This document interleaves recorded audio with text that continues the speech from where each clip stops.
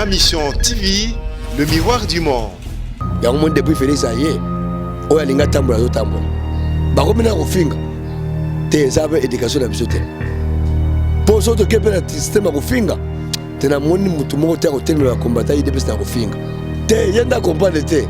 Tu peux que ça va monter. Va mobiliser. Il y a un monde qui s'est levé au côté de ceux qui barouilla. Et ça a un défi. Mais on va prouver plus que dans la minute où on a classe à bas de fêler. Ceux qui battent aux race, nous avons un meilleur. Vous avez un meeting dans les 11 heures. Ni les Aïgouna. Vous avez battu la Mouga de Soyangouane. De façon que 15 bêtes en a, Boulanois. Tant que qui sent le premier action, le premier message, transition. Président Félix Alobi, tant que le ministre. Oh, mais ça boulot naït. L'autorité minga est, basana kopouya est. On a été guéri là. Nous sommes là kuluna tiki alingi aboya kuluna. Pour kuluna, azo sai la kuluna pour azo se retrouver la kuluna. Félix président Félix était le président Aza au milieu du village. C'est lui le père de la nation. Aza papa ya bana ya Congo nyos. Donc, et ça dépend mutaza ouais Aza combattant IDPS. Ba ouais non c'est pas combattant IDPS. Ya ngomoni to kuti guerre wana. Guerre on est bana Félix. Depuis le 97. Ça fait 22 ans, guerre on est à la Gaga. Tout le monde est là parce que ça chida. Et ça fait période de bonne année. Oh, tu n'as pas période bonne année. On peut bonne année à Félix. Vous avez première bonne année à Félix. Parce que vous vivre bonne année à Félix. Pour vous dire que là, vous avez dit que ça va faire Félix. Bonne année. Donc Félix a les remontada. Vous tenir Félix de rigueur ma casité. Ana volontaire au bon Samboka. Ata ba tongi baby nango ba kipete. Mais ayo kuta banzela wanati. Oya sali yebani. Parce que ce qui manquait dans FARDC, c'est un vrai commandant suprême. Parce que le commandant suprême Oya Kala, Oya Tiki Bisso, en tout cas, il n'a pas fait grand chose. Au contraire, bah, profiter de la guerre à l'Est pour piller l'Est. Mais mettre un karaté sur la guerre au Masanga. Atika il karaté n'a pas l'été. Alors que les bas n'a qui karaté n'a yé. Atel la scène sur tout le monde là-bas, à la soirée de karatéka. Assis dans la zone de Benkoïnaï. Il devait s'arrêter dans l'opposition. Il y a 36 ans. Donc, il y a dans l'opposition. Si vous avez des pouvoirs, il faut abattre le pouvoir là-bas. Il y a un scène catholique qui a dénoncé ce qui se passe à l'Est. Batika Maléo. Batika complice. Il y a des troupes étrangères, il y a des pays étrangers. Pour nous piller content. Il y a dansé, abina, yemba, biso to sa ande musala. Il y a un petit système mogo na IDPS, to bi silence. Ah ba ko sangane belé en 2023 contre Fachi. Et c'est au Simba. Bonne année, en tout cas to Simbana. Bino libanda biso na kati. Balé le KFC ça le kate. Ma mission TV, le miroir du monde. Mbote na bande nyonso bozota la biso partout dans le monde na Ma Mission TV chaîne à référence. Merci lisusu na bande tout pour to koti déjà na mois ya décembre donc Kalaté to repesa vraiment au revoir 2019 Martin Engi vitesse affichée. Lelo nazabongo na papa Pierre Zomba ya IDPS na sir to balukara toujours lelo to sali IDPS lobby to sali PPRD INC partout poto la sabino évolution ya politique ya mboka na biso. Alors lelo to solane to beta vraiment li solo ya makamutu ezoleka ba réalité na kati ya mboka na biso. Mbote papa Pierre mbote ndeko journaliste Martin Engi. En tout cas ça a plaisir à tout chaque fois surtout ça l'émission. Parce qu'avec technologie au monde, à Tchana terrain, à moderniser un peu, à partir de Kisasa, en tout cas, le monde entier va regarder. Surtout qu'avec vos émissions YouTube, ça nous fait des biens. Et ça, a une large diffusion. Donc, moi, je suis en zone de je suis à 10 000 km, 100 000 km, ça fait des biens. Donc, merci. Na Actio Posara. Il y a un contact dans le reste du monde. Parce que il y a des informations qui les ont ratées. En tout cas, merci. Il y a tout. Alors, merci vraiment, Papa Pierre. Toko ta vraiment na masona biso. To ça vraiment trop mais juste to clairci batou. Batou ba comprendre l'évolution ya mboka. etake ozali na kati ya IDPS ozali président ya parlement debout ya victoire na IDPS o lobaka o pe ba combattre IDPS bazara toujours na sima na yo o encadrer bango. Alors papa Pierre boni d'abord ba sango ya IDPS avant to kota na makamsu lelo. En fait ne ba lobaka la charité bien ordonnée commence par soi-même. Avant de mettre ma solo ya oyo na ngwana poser une question pertinente. Il y a un état de santé, il y a IDPS. En tout cas, IDPS se porte à merveille. Dans la partie où on a le pouvoir. Les autres, nous gérons le pays. Selon la vision, il y a fait. Docteur Etienne, c'est le peuple d'abord. En tout cas, ça va. L'IDPS se porte à merveille. En tout cas, comme on a le président Aïe, Jama Kabunda Kaboun, comme on a Augustin Kabou, il y a des combattants, en tout cas, la fédération sur la Congo Mobimba. La structure sur IDPS, la structure informelle, entre autres parlements, en tout cas, l'activité normale. D'ailleurs, le Parlement de côté Congo Mobimba. Nous avons le Parlement de Victoire. Nous avons le Congolais, nous avons l'Italie à venir à Congo. En tout cas, de ce côté-là, il n'y a pas de souci. Souci à tes places papa Pierre, moi ma question ya bandeko bazo poser biso, il faut tout na rabino bandeko baza na niveau ya libanda partout dans le monde, bandeko na biso ba congolais. Alors balobi banda président Félix akoma président na mboka oyo ba combattre IDPS, ba to moto ba wewa, ba membre IDPS, bokoma toujours ba teti, bokoma mona mboka ndeti. Eza bino bokoma répondre même ba colonel ya mboka na biso, ba réponse à mabe, bokoma répondre ba autorité misusu, ba réponse à mabe, ba to moto oh, vraiment bazara trop na IDPS et puis ba combattre IDPS. Na lingi éclaircir biso pourquoi nyonso ezole kabongo. Moins d'erreur présent ya biso, moins d'erreur présent ya biso pourquoi? D'ailleurs Félix Yemoko tant qu'on a pouvoir. Premièrement le banae, alors bainin. Naza président ba lobate. Naza président ba congolais, ya ba combattate. Naza président de la République démocratique du Congo. Cela veut dire il est président ba Luba, président ba Congo, président ba Swahili, na président Bangala. Aza président ya IDPS, président aza président ya ba Congolais nyonso ba za ba parti président ya ba Talamuka, président ba Takash, président ba FCC, président ba IDPS. Donc Félix président était le président Aza au milieu du village. C'est lui le père de la nation. Aza papa ya bana ya Congo nyonso. Donc et ça pour mutaza we bazara combattre IDPS. Ba we non se baza ba combattre IDPS. Tout ça ba we il y a PPRD, tout ça ba we il y a INC, tout ça ba we il y a MLC. Bref, ba we bazara ba parti politique nyonso. Biso tout ça oya biso. Ya on a le bi ko catégoriser té. Mutasali acte ya mabe. Eza acte mon individuel. Eza na combat parti politique IDPS, eza na combat Félix Tshisekedi comme président de la République. Il faut faire la part des choses. De amalgame à la tête. Donc, Mouta IDPS, et ça c'est pour la TK Varese IDPS, Moussa Rosa appelle les Cambo. Alors, il y a des IDPS, pour nous saluer la image de IDPS, et puis pour nous il faut vous en avoir ma carte, membre, ma carte pour comment on a battu, parce que ceux qui ont le bi, Mouta Rosa, la Macambu, n'a pas IDPS, Mouta IDPS, mais et l'on nous a saqué, ou à Zana IDPS, ou à Zana IDPS, pour désordre exalaté, n'a qu'à Tiambo Canabiso. Parce que même n'a pas venu, n'a pas quartier, au monde a Moutomoro, Abignon, n'a Mouta IDPS, président Nabiso, donc partout, et comme Icarabongo. Pourquoi? Batebele, Babengi, Balbito, tout Nabino. Pourquoi besoin de solution à Makambo, au Lebotika président a travaillé calme, à la président, il y a des Congolais nyonso. Mais nous sommes en politique. La politique c'est quoi? Et ça, là, il y a diabo. Donc, nous sommes en politique pour diaboliser kaka. Ko sali image, il y a muto oyo osa bolam. Ko simba bible za uzala frère église hein. Ko na soutien ça peut uzala sangote. Donc, l'homme est le fruit de ses actes. Biso IDPS tout ça éduqué politiquement. On a fait docteur Etienne Tshisekedi Omulumba. Nous prenons les valeurs. Il y a un monde qui IDPS, où il y a solo ba combattant idéologique. Bah ça en sorte que l'image de Fachi est à la éternité, est à la protéger. Il y a un lobby, c'est pas tout le monde qui a été masolo IDPS, n'a pas IDPS. Et c'était mutu or le banza menza mende a hérité lola. Donc on a pesibiso comment dirais-je boulot tout ça musala biso ya surveiller tout le monde. Il y a veiller à ce que image à IDPS, image à fâcheuse baté na on ne se sent mal terrain. Voilà en fait.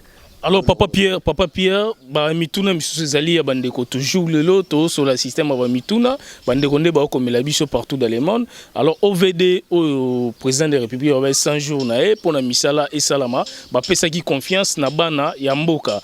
Alors OVD abongisi banzela asali me banzela on kana miniti mikebwe banzela baby orondima lisute ke musala OVD asali na lingi opesa message bandeko balobi mbongo baby ebele o ba pesi OVD abongisa tia bagoudron na nzela mais nzela zo nkande zalaki na ebite soki ko opesa message ni tanke ozana IDPS bino mbo na pouvoir misala mboka izo marché te babo ça que ça fait 10 mois au Félix Aza président dans kuti situation ndenge zawana on a hérité un pays en lambeau selon ba indice ya PNUD sur les indices de développement humain. Il y a eu PNUD. To zalaki entre Sud-Soudan et Somalie. Donc on Félix ça les a remontada. Bateni Félix Riguet makasité. Ana volontaire bongo samboka. Ata ba tongie bebi nango ba kipete. Mais ayo kuta banzela wanati. Oya sali yebani. Université Sayo Boka Sakabamba. Banzela o mone bebi wana.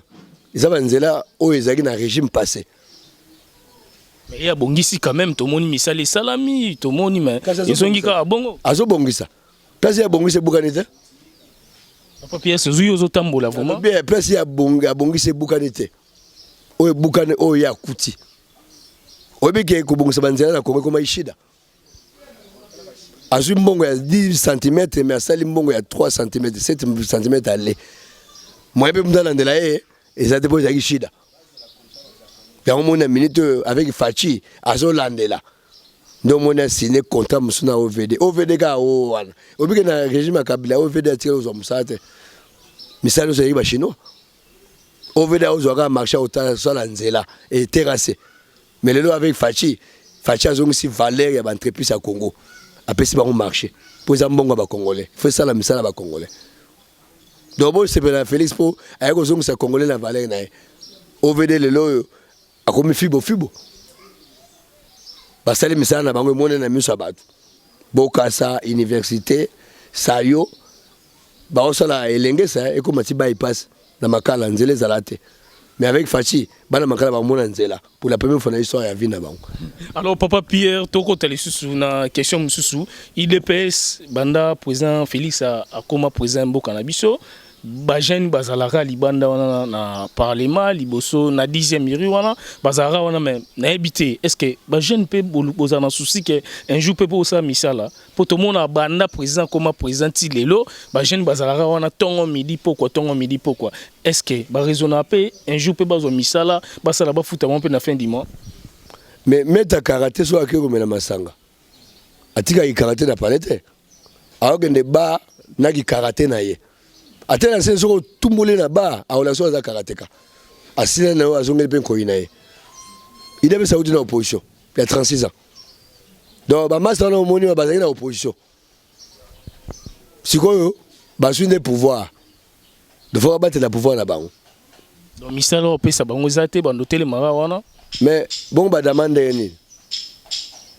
si baza ba père de famille bana classe bazala wana betide bazala wana ba coopérer pe bazala wana bali bazala ba faire bayaka pe ba patron bayaka wana na poko moko boye atiki cheche mpanzi aoki pe info azongi palais lobi ake copie na ye donc lo ba chômeur bana kate bana classe baza betide baza ba na lufu baza ba wewa baza muno mlaza na copie mais ta moko boye sengaka atiki na copie aye kozwa information pour information mikolo na Congo et l'équipe même Tumbako ba combattre ba congolais ba lingi info ozana idée ba lingi ba mboka na bango tambo ndeni parce que Félix apesi bango goût ya Congo na bango yango fa balandela mboka na bango o mboka na bango ezalaka place wana na ba parlement debout Alors papa Pierre donc ali solo ya Beni Beni bandeko bazokufa se kokufa tandis que tant tobeta ali solo ya mboka na biso tomona kaka Kinshasa ndeza RDC. OK, RDC tona ba province ebele oyo kutu yoko ocha likolo tende bandeko bazonyoka bazokufa na banzala na koboma batu chaque jour mais oni azawana na lingi je pesa message pour église catholique et lobby ke bana batanga te surtout na babeni kuna na lingi je pesa message tant que président Mboka Zali alobaki babitumba nyonso aussi là mais batu bazomona changement ezozala te et comme il sous passe makasi na lingi pesa message au monde likamba est wana obike est comme shida na bana est bazana cop wana parce que bazo profiter na kolta na biko nazo beto le soloti ba autorité minga est bazana kopo ya est ba linga te gige sila yoso mona kuluna tiki alingi aboya kuluna pour kuluna azo saila kuluna pour azo se retrouver na kuluna ya on a le bi na bana est baza impliqué na guerre à est parce que à l'est il y a la richesse na ba pays voisin bazo boya guerre à est là parce que bazo bénéficier na ba matière première aux na est ya ngomoni to kuti guerre wana on est banni Félix depuis 97 ça fait 22 ans guerre on est à la kaka tout n'a réussi la répondre parce que ça shida mais président Koti alobaki nyonso a stopper aussi là mais pourquoi aussi la tête que président za na mboka président Félix alobaki za président ya batu nyonso aussi la tête pourquoi ce qui compte c'est la volonté politique FARDC a eu commandant suprême Asika oza mwana IDPS comme le Félix Antoine Tshisekedi mwana kini pe les sous kinois a vivre le Congo à partir de Kin dès l'occasion du pouvoir il a dit la paix à travers toute la République démocratique du Congo y compris Ming Est pour le Congo mon bado souffrir Ming na guerre na insécurité à l'est yango a eu décision il a commandant suprême à équiper FARDC à moraliser bango à motiver bango. Parce que ce qui manquait dans FARDC, c'est un vrai commandant suprême.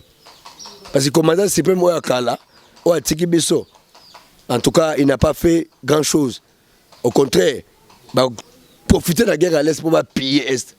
Le Kagame a comme premier producteur à content. Le président Zokuta na peine, le président Félix Zokuta na na. Dans l'Est, dans Rwanda, gagne-moi à compter ça. Jean-Marc Pauta Zokuta na na. Jean-Marc a outil réunion ya ba député ya ACP Afrique Caraïbes Pacifique na Union européenne nanga ke na réunion ya SADC ya ba député à ce titre nda outil Rwanda église catholique e boyiba na batanga mais église catholique yango nazo bate bazana estet batika fachi ya samsana azuli kanisa aussi sa guerre à l'est a équipé FARDC wa monaka pamba lobby parce que on leur donnait pas les moyens.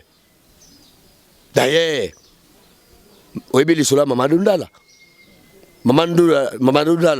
colonel Mamadou Ndala, avec un M22, avec l'appui à Monesco. Oh, le Monesco a commis ma baie. Mais ce que mon nom est boya moto, c'est qu'il comme Bango boya Monesco en des autres, Monesco long.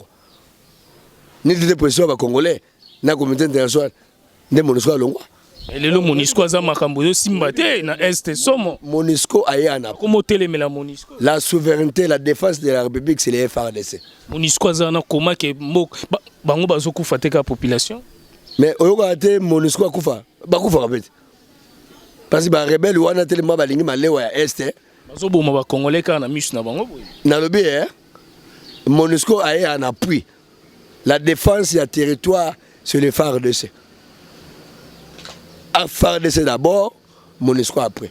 Alors merci Papa Pierre. Continuez. Il y a un cinq catholiques wana. Ba dénoncer ce qui se passe à l'est. Batika malewa. Batika kozala ba complice.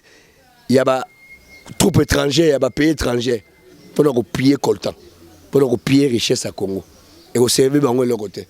Au contraire, toujours au recevoir ande ba mort, la désolation, na terreur. Yango to sengi bango ba accompagner Félix. Oza makanisa ko aider bango. Ba aider FARDC, ba denosaka. Tout ce qui est ba def na lo. Tout ce qui ba intérêt moi. Parce que dans moi bazana bango. Na butu ba bimba rebelle. Bazo mabe ba bango. ya to senga bango ba coopérer na FARDC ba coopérer na commandant suprême oza makanisi ya ko aider bango ya ko sécuriser bango nde problème bango nde problème bata est des problèmes. Alors merci Papa Pierre. Question sous Martin Fayulu à Kozonga le 15 décembre dans matinée politique ezaki déjà mokolo ya dimanche na changu pona ko motiver ba maman ba papa ba jeune pona ko yamba mwana mboka Martin Fayulu Madidi. Alors na kati ya matinée politique bango pe balelaki na façon bino na IDPS bozali toujours ko take bango ko levela bango est-ce que tokotala soki bokoyamba Martin Fayulu le 15 na lingi juste opesa message par rapport à wana pourquoi bozo telemelaka bato tandis que bino pe boza parti politique na IDPS bango balobi mboka eza bino te mboka eza bato nyonso ba gérer Congo za de IDPS to gérer si base ba valeur to le bagango bien.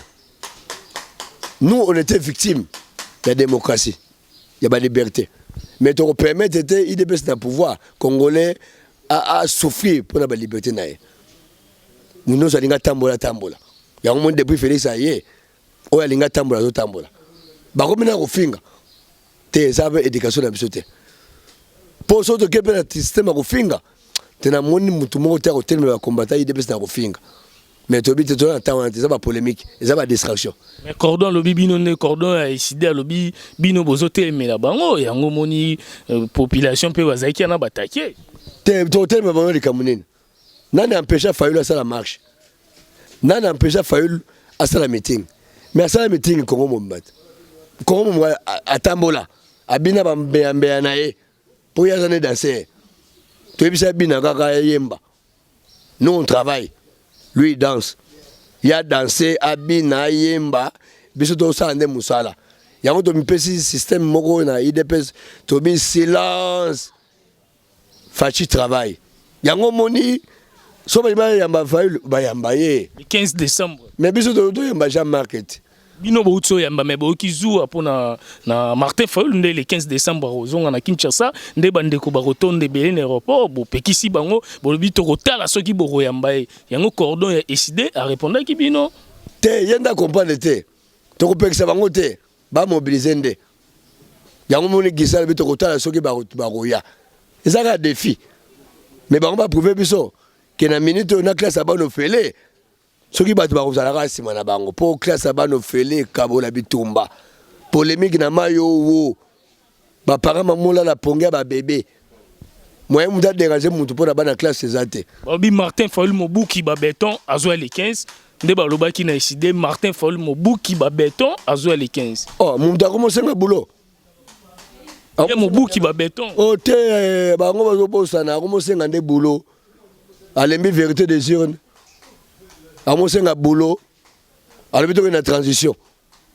to une dialogue mais mamoka mo FCC par amosenga dialogue na transition donc de comprendre bloc a Fayulu et ou dans na FCC il y a l'embeli na bloc va dialogue wana ba FCC bloc a vérité des unes à l'embeli yango amosenga boulot alingi Félix apese boulot yango Félix bazongi si ya za député agende na paye de peuple avec sa mère wana osa na place d'ailleurs azonga yemuka ngazongela boulot asenga soulèvement populaire le 30 juin yo yebi ozaki pe na changu yo mona muta sali marche na jeep donc c'est yebe no eza mwana mona benana siko muta yeko sala marche yo za na jeep akota marche na yo ndo mona bana changu oh c'est que yebi ke oyinda vous comprenez masolo te polémique exacte ça distraction dans le 15 décembre batutu bakokende koyambe te matin ingi nada ça va no fele ils avaient période de bonne année oh tika bana ba période bonne année encore premier bonne année Félix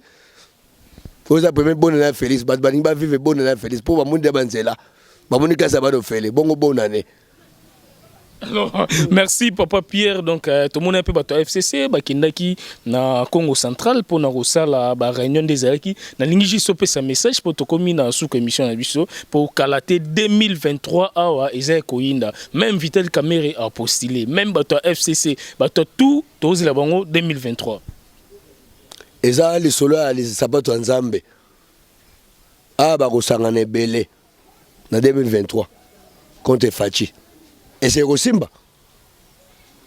C'est ça la démocratie. Il faut plusieurs candidats. L'IDPS prône ma valeur. Donc, au sein de bango, babi ma bango nyonso. O alinga postulé à Tchalibaya en 2023. Pour biso bata l'IDPS Fachi, aza sous candidat pour naïe les sous. Pour slogan na biso yoyebi. Le Parlement debout rien que l'IDPS. 2023, rien que l'IDPS. 2028, rien que l'IDPS. 2050, rien que l'IDPS. 2100, rien que l'IDPS. 2600, rien que Timukolo Soroya, rien que l'IDPS. Donc, nous avons Timukolo Soroya. Système à Kodia. Donc, il faut faire si des mandats, l'IDPS, ça y est. Des mandats. Donc, dans la minute, bazon la boulot la bango kala.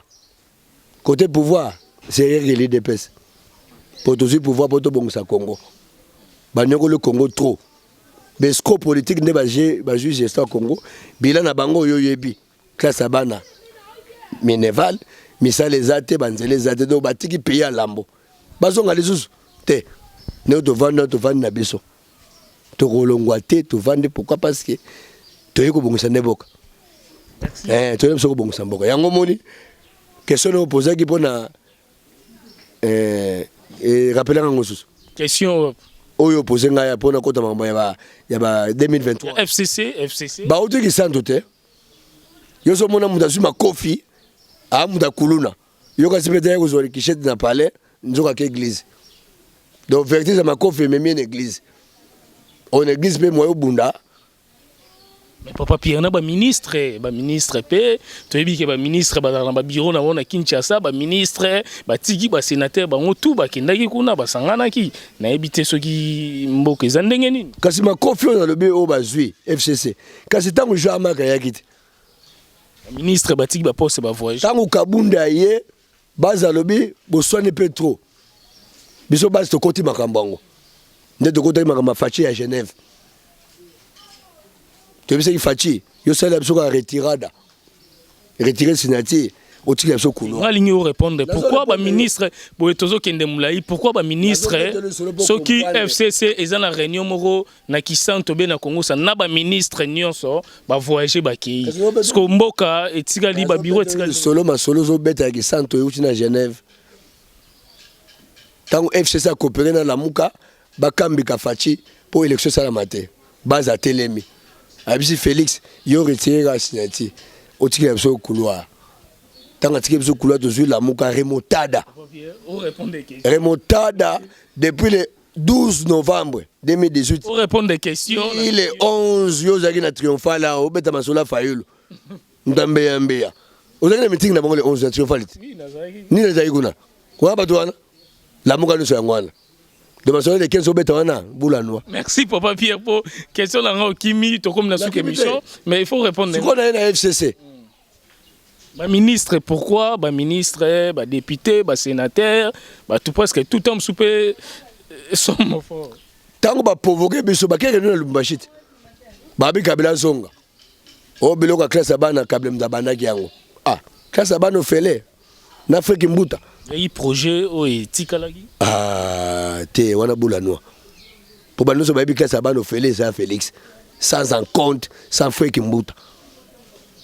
Vous comprenez? Article 43 de la Constitution. Ça réponse. Tant que lingi boula bango lumbashi ba kena kolozi nde ba ke osala action à liboso ya kotumba photo ya Félix.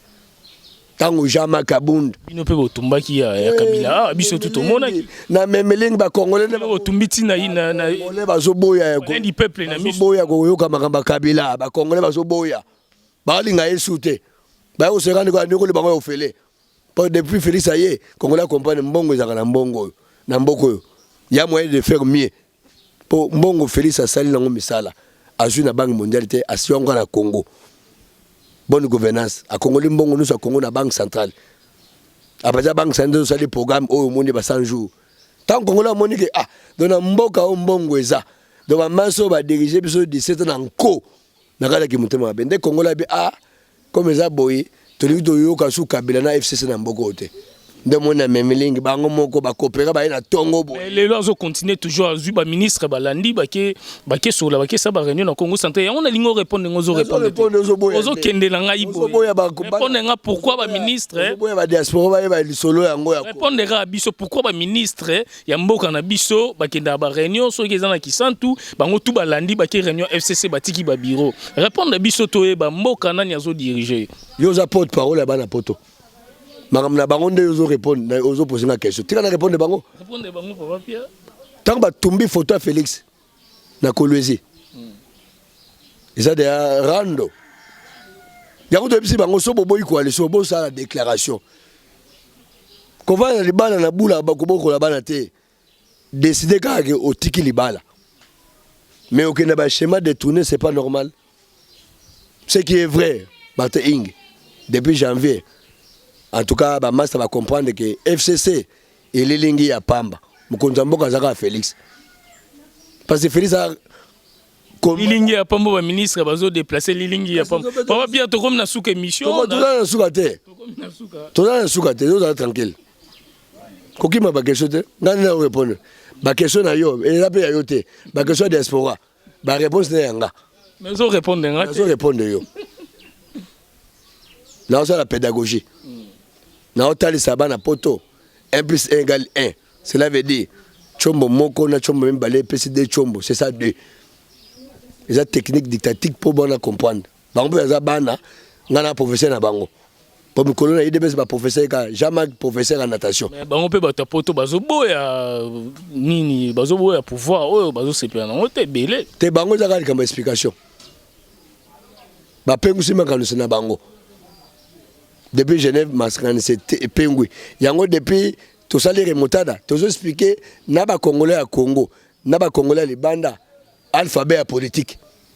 Papa Pierre Bolobaki banda Félix a commis président batapoto bandoti na sumbongo te na Western Union total à décembre o nenge to bandoki na agence ne Bolobaki po IDPS boza batel boso ya koloba ozo na la muka te bino Bolobaki bambongo ya batapoto pe malango po président Félix a po na cha batutu à l'aise ba olia kitoko ba olata kitoko misale ezala bien to koti décembre yango total à siko évolution ya ba feti nde tondoleka na banda ko batu to poser la question par rapport ya mboka ndenge ezokende. Avant de répondre à la question, tant que jamais a constaté que Batumbi photo à Félix na Kolwezi, déjà a décidé d'être président IDPS.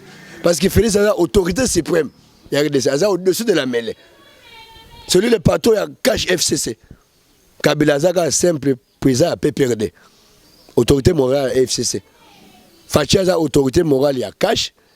Et puis en même temps président de la République, patron il y a coalition. Jamais Gaza président IDPS. Yango jamais été président IDPS. Abi président PP Dago Sarana Félix. Ati na badone ba tumba photo ya président République. Déjà Magazo qui descend au 4 ma solo. Et puis le 12 à sali meeting na permanence. Ndé à mettre en garde bata FCC. A commencer par Kabila, na ba mamba FCC ba Shadagi, ba mauvais sakan. Ndé base à lobby. Ah, jamais capé position ya kondanger. Biso base photocopie makambo. Donc moi le 12 base à IDPS Kolongo aéroport tilimete. Ba bakasi tseke dans la muki. Pour amaso wana ba ba ngona tseke de tienne. Oh, tseke da kufa bi kufa te. Tseke de c'est pas physique, ana bisote. Mais c'est pas politique. Ana bisabonde. Et puis si bango vertige ba ko sangana ki santo. Ba ke bango nyoso. Pourquoi parce que ba ko se rendre compte qu'on nanger ça l'eau. Qu'on nanger ça l'eau de jour. Ba nyoso na ba ministre na ba député. Ba ke président Lobini. Ba ko discuter comment nanger. Départ ba ministre ne ba ke président Lobini. Tango ba ke na ki santo premier action ba sali premier message transition. Président Félix Lobini. Tango ba monde ba ministre ba ke. Oh, merci boulot na it. Merci, Torom Nasuka émission Nabiso. Merci na Pablo Sita, l'économiste Guy Mingele. Merci na Meme Sifa na niveau Canada. Oh, na pesa ba mbote te. Meme ba mbote yango. Ba Pierre Obi na komi. Okomuta na muka. Po bango ba na baga me ba koka yango te. Ba FCC ba na baga ba koka yango te. IDPS wana souffle. Les 12 na aéroport de l'accès bango souffle ça. Que y a moyen. Il y a occupé le terrain. On a occupé le terrain. Et depuis le 12, combattants sont debout. Merci. Yango moni question posé ngai wana. Oh biso to lobaki bana poto te bana poto côté Minerva la bana ofele. Moi ko se mona poto ezate awe biso papa classe bana na Congo za ofele. Moi to pesa munga bana classe ezate. Côté na ba pemi. Mais ba côté musu batinda lara. Merci. Batinda kana batinda rapo. Batinda bona yango. Ngai pe batinda ngape. Mais na ukaka pa ya Martin Engi bosolo na ye ozobenga ngai. Mais numéro na ngai oza nango te mère. Mais Sifa donc papa Pierre alors papa Pierre mais Sifa. Ozoluka nga ozwanga te ngai yo. Benga nga na 089 86 87 plus 243 89 86 70 644. Mère Martin be ozobenga ngai. Ngai pe Android yo mbo mère. Il défesse toujours. Android coupe capacité makasi ça moi bien. Merci papa Pierre to comme na souka émission na biso alors ba bonne fête na batunyo so parce que to koti na décembre ma mission TV numéro ya WhatsApp ya wana Facebook eza Martin Engi.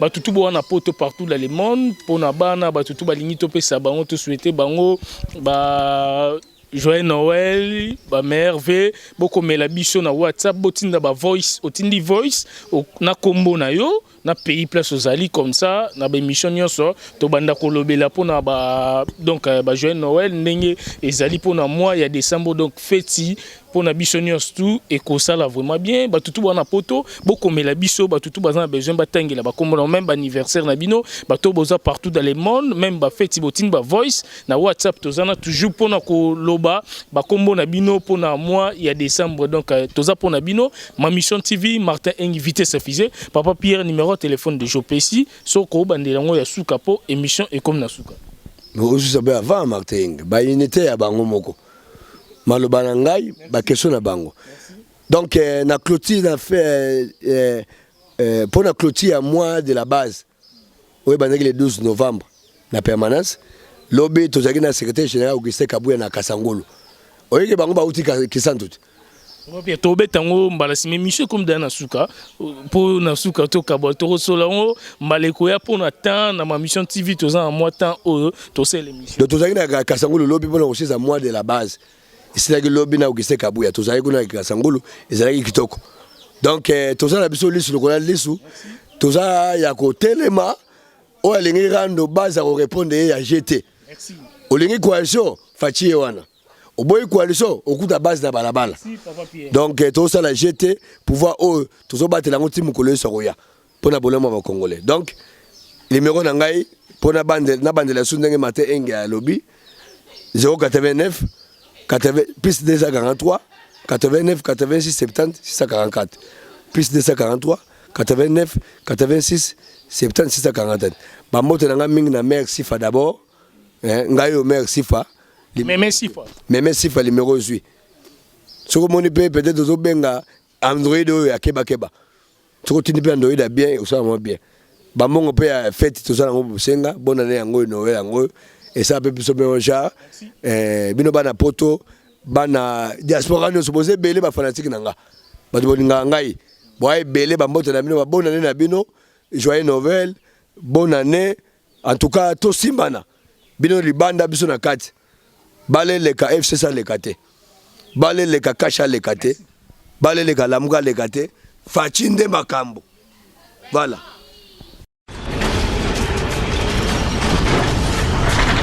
Ma mission TV, le miroir du monde.